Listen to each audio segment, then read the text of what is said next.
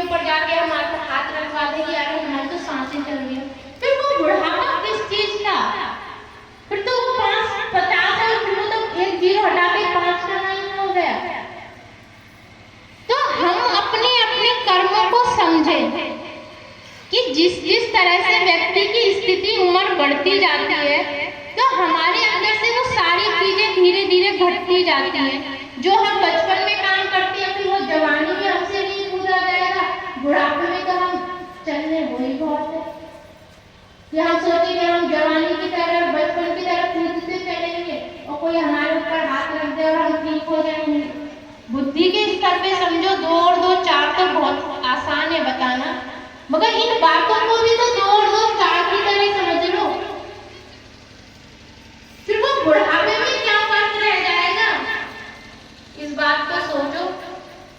क्यों बुढ़ापे में आते आते हमारे बाल सफेद होने लगते हैं, हमारी सांसें चलने लगती है।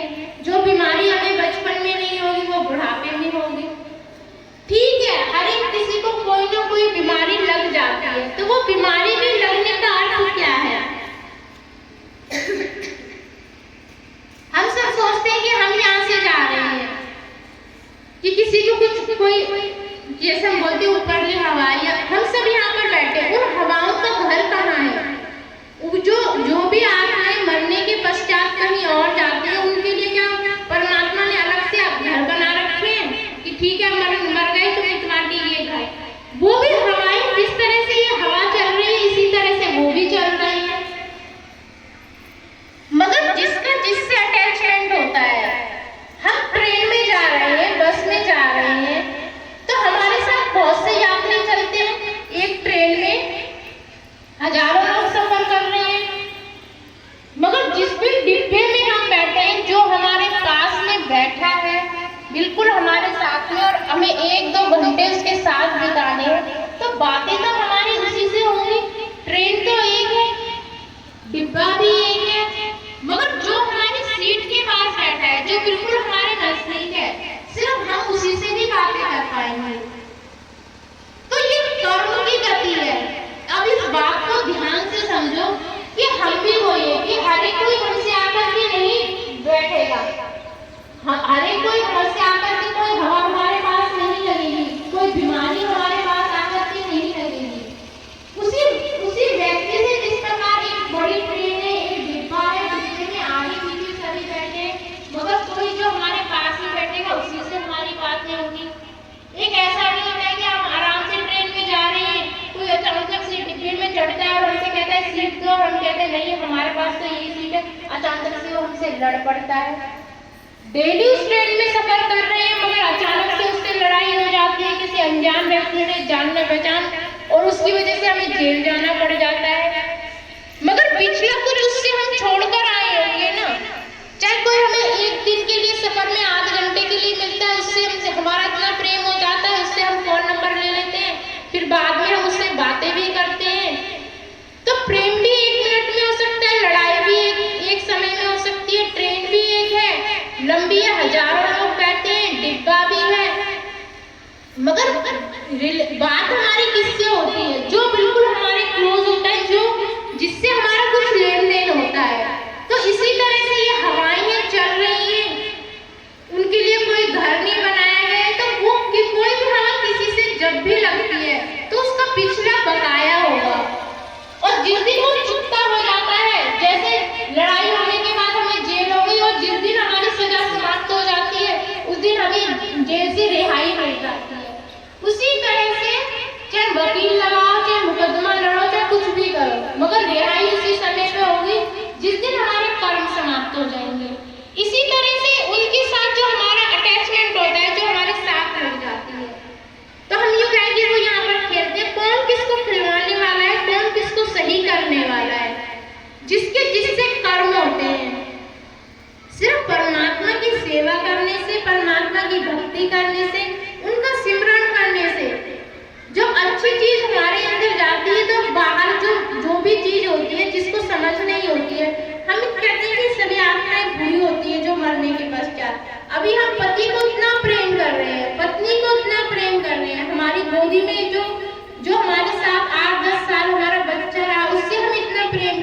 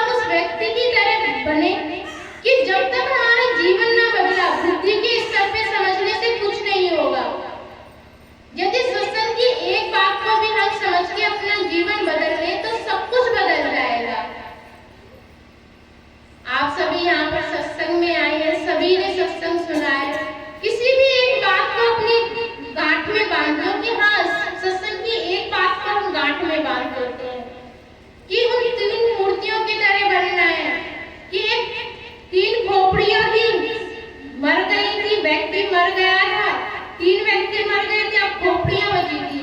अब खोपड़ियों से निर्णय लेना था कि सबसे ज्यादा होशियार व्यक्ति कौन था। अब खोपड़ियों से कैसे निर्णय लिया जाए? व्यक्ति हो तो बोलेगा चालेगा तो ये अच्छा है, ये बुरा है, इसका आचरण कैसा है। वो मुर्दा खोपड़ियों से कैसे पता लगाए? तो एक तिनका लिया, एक कान से डाला तो दूसरे कान से निकल गया, फिर दोबारा कान में डाला तो मुंह से निकल गया, फिर दोबारा कान में डाला तो नीचे चला गया पेट में। तो पता चला कि जिसके कान में डालने से वो नीचे चला गया और उसका पता ही नहीं चला, वही व्यक्ति होशियार है। तो हमें भी उस तीसरे व्यक्ति की तरह होशियार बनना है कि सत्संग की सभी बातों को सुने और उसको इधर से निकाल कर इधर ना करें, दूसरे कान से इधर से सुनकर इधर से ना निकालें, उसको सुनकर अपने घट में रख लें और घट में रख करके फिर अपने जीवन को बदलने की कोशिश करें। आप सभी यहाँ पर आए हैं, सत्संग का लाभ उठाया है। अब अगला सत्संग 26 नवंबर का है। आप सभी यहाँ पर आए और सत्संग का लाभ उठाएं और अपने जीवन को बदलने की कोशिश करें। सभी को